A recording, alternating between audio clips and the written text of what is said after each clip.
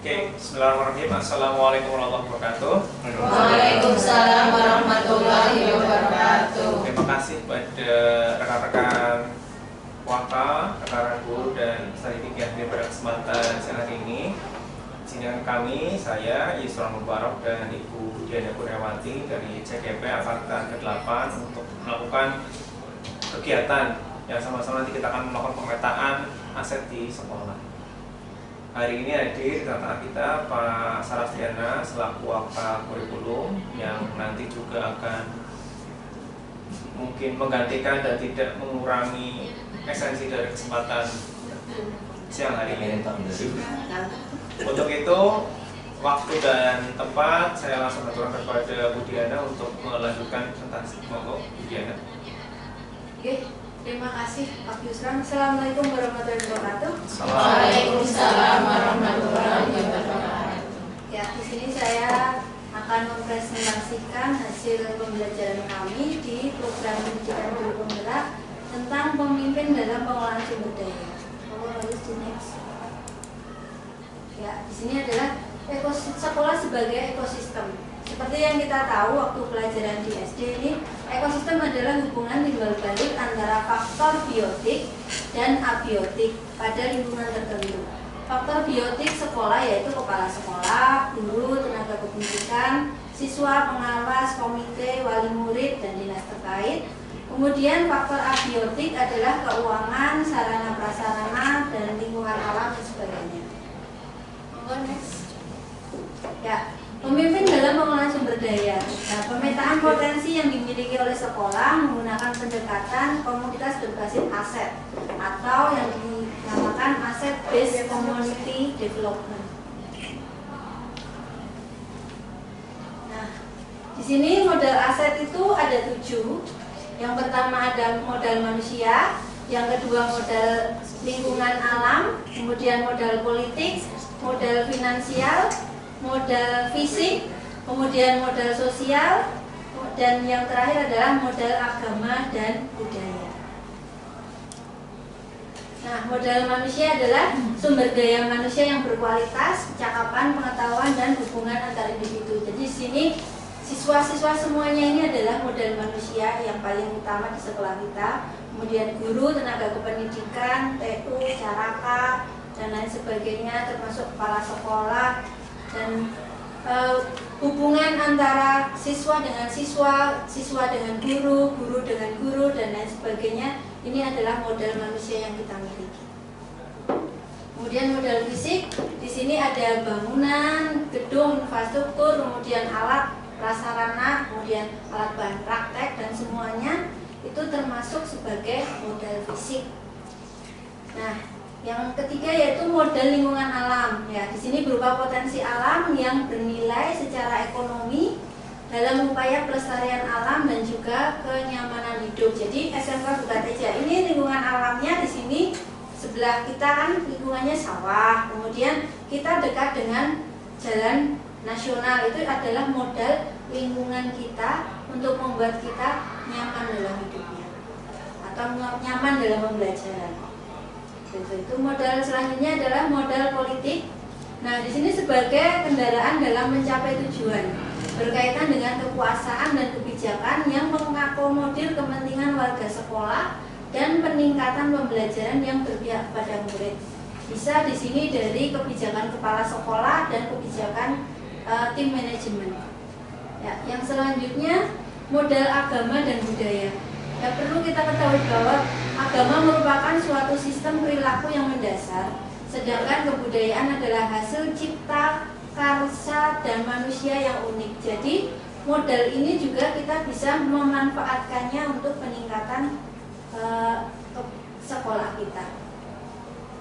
Kemudian yang terakhir ini modal finansial. Modal finansial ini adalah dukungan keuangan yang dimiliki oleh sebuah komunitas. Di SMK kita karena tidak boleh mengambil dana dari siswa, jadi modal finansial kita itu biasanya dari BOS, dari BOP, dan mungkin dari usaha mandiri kita. Ya. Terima kasih, demikian paparan saya. Semoga bermanfaat untuk kita semuanya. Assalamualaikum warahmatullahi wabarakatuh. Waalaikumsalam warahmatullahi wabarakatuh. Oke, Bapak Ibu, dari yang sudah dijelaskan oleh Bu Diana tadi, mungkin ada beberapa hal yang mungkin bisa sama-sama kita diskusikan, yang bisa sama-sama mungkin kita sama-sama cermati bersama. Yang pertama dari sumber daya modal manusia. Nah, di sini modal manusia yang pertama bisa kita sama-sama ketahui dan bisa sama-sama kita nanti bahas, mungkin bisa ditulis secara detail biar nanti lebih mudah untuk untuk kita menyimpulkan. Mungkin bisa ditulis Bu Diana di bawah di sini. Yang pertama, kira-kira apa tadi dari modal manusia ini? Modal manusianya berupa Siswa. ya, kita punya modal utamanya adalah peserta didik.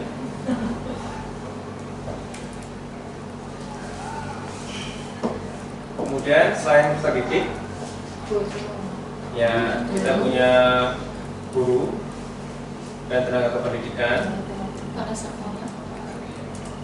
dan tenaga kependidikan. Ya, bukan per poin saja.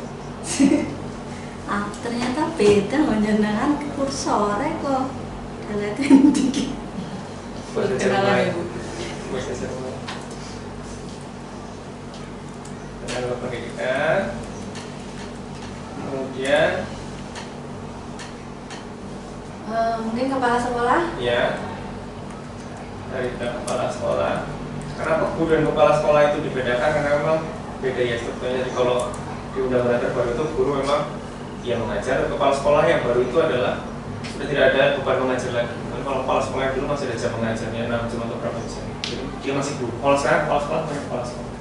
Kemudian selain itu juga kita punya pengawas dari dinas pendidikan, itu juga terkait dengan modal manusia yang bisa kita ajak kerjasama. Ditambah lagi kita punya komite sekolah. Ya, komite sekolah kita juga termasuk modal manusia. Next, lanjut kita beranjak ke modal fisik. Modal fisik yang ada di sekolah kita dan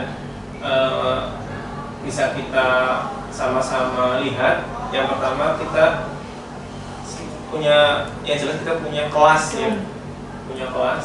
Kita coba gedung itu kita spesifikasikan. Kita punya Ruang kelas. Oke. Ruang praktek. ya RPS, RPS. ruang praktek siswa. Kemudian apa lagi? Perpustakaan. Perpustakaan boleh termasuk model fisik yang bisa kita ini juga. Apalagi Ya. laboratorium termasuk RPS. ya, masjid, tempat ibadah termasuk nanti Kantin ya, penting itu ya. Langsung ya. berapa? Tempat Ruang parkir. kepala sekolah. Iya, ruang guru dan kepala sekolah, Ruang guru ya. aula. Ya, dan yang penting juga masuk ke dalam akreditasi itu ada instrumen di situ rasio jumlah Kamar mandi. kamar mandi dan jumlah peserta didik itu penting sekali. Jadi sekolah sehat kita juga butuh restroom. mandi. Restroom itu apa ya? Kamar mandi boleh. Toilet. Oke, ya. Ini modal fisik yang ada di UKS tempat masuk. kita boleh masuk UKS. Kemudian ada juga ruang LSP. ekskul, ruang ekstrakurikuler, Ruang PKK. ruang PKK. Ruang untuk pramuka TK. Ya. Itu masuk ruang ekskul nanti. Ruang ekskul, OSIS ya. atau OSIS. BKK dan LSP. PKK. LSP, PK. Ruang PK. BK termasuk ruang guru nggak? Beda ya? Beda. Kita usaha sekali. Ya, ruang yang sering kita kunjungi untuk minta alat-alat. Gudang. Ya, itu masuk atau usaha. Bukan. Oke, next ke modal yang ketiga. Misalnya kita punya lingkungan alam. Lingkungan alam itu yang pertama kita punya taman, ya, punya taman. Kemudian, Kesebu itu masuk tamannya ya. ya, kemudian ada lapangan untuk kegiatan outdoor. Itu juga termasuk modal alam yang kita punya. Kemudian air, ya, kita juga mau punya air yang melimpah. air yang mencukupi ya. Di tengah kemarin itu beberapa daerah sudah mulai kekurangan, tapi sekolah kita alhamdulillah tidak ada kendala. Kemudian kita juga punya modal alam berupa udara yang bersih di saat Jakarta sudah polusinya sangat tinggi. Kita juga punya modal lingkungan alam yang baik. Next kita bisa geser ke berikutnya yang keempat, modal politik. Ya, modal politik kita tentunya kita kiblat pertama adalah kebijakan dari Kementerian Pendidikan. Kemudian di bawahnya kita juga mengikuti kebijakan dari Dinas Pendidikan Provinsi Jawa Tengah. Dan yang terakhir kita juga punya model politik berupa kebijakan dari komite sekolah. Ya, karena mau nggak mau komite sekolah ini nanti akan banyak berperan dalam membantu sekolah membangun ataupun melakukan perancangan ke depannya biar lebih baik. Kita geser ke yang kelima, modal aset kita yang kelima. Kebijakan kepala sekolah nggak dimasukin? Kebijakan sekolah boleh di atas komite atau kebijakan kepala sekolah. Oke, berikutnya untuk modal agama dan budaya. Kira-kira apa, Pak? Anak-anak modal berupa agama dan budaya yang kita punya? Ya, boleh di sekolah.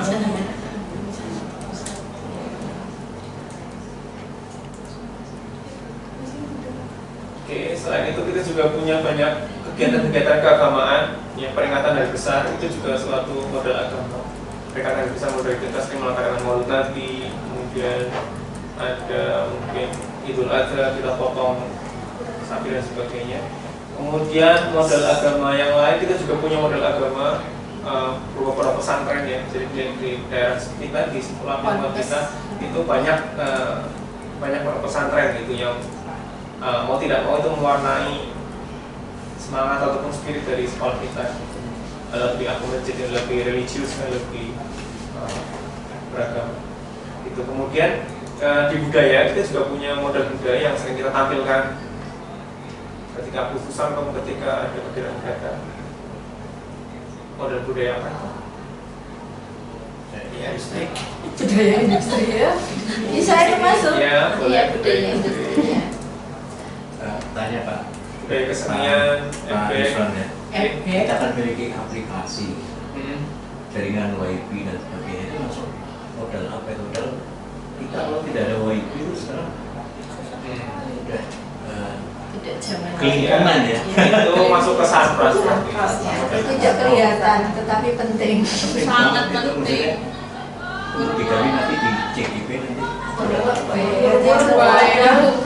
Ya, Fisik ya. Fisik ya, maksudnya fisik. ini kan tadi fokus ke ruangan-ruangan yang terlihat, tapi ada wifi, ada listrik, itu. Air minum, Listrik. jadi air. Air tadi sudah masuk ke modal awal. Budaya industri mau ditambahkan lagi yang lain? Budaya kesenian yang mulai dari ada kita punya Oh ya, kita punya ekstra tari ya. rock, tari, ada tek-tek, Kadrong, apalagi ekstra musik, kita tek-tek, Tek-tek ya. Musik ya. Oke. Dan musik. Banyak kan kita ya. Oke, next. Kemudian yang Yang terakhir terakhir kita modal punya finansial. finance. Finance ya seperti tadi dibahas, kita punya Ada 3. BOS dan POP saja. Bos POP. Komite sekolah. Usman masuk kayak itu Pak? Usman. Kalau dari Usman bisa dimasukkan, karena itu juga termasuk model yang bisa kita olah. Dan yang terakhir mungkin kita juga punya komite, meskipun sekarang masih belum berjalan, tapi tidak untuk kemungkinan di tahun depan komite itu sudah bisa menjadi masuk ke modal finansial. Di modal finansial kita semoga saja nanti bisa segera terwujud bahwa peran serta komite akan kembali hadir di tengah-tengah kita untuk membantu sekolah dalam menyelesaikan banyak permasalahan, terutama permasalahan finansial karena keterbatasan BOS POP. seperti itu. Mungkin itu ada modal-modal yang bisa sudah sama-sama kita gali bersama pada kesempatan siang hari ini.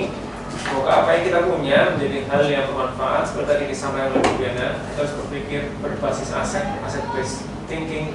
Jadi segala sesuatu itu kita pikirkan dari apa yang kita punya terlebih dahulu, bukan dari apa yang tidak kita punya. Seperti itu. Mencari kesalahan itu mudah, karena gajah di lubuk mata itu tak terlihat, tapi semut di seberang samudra nampak.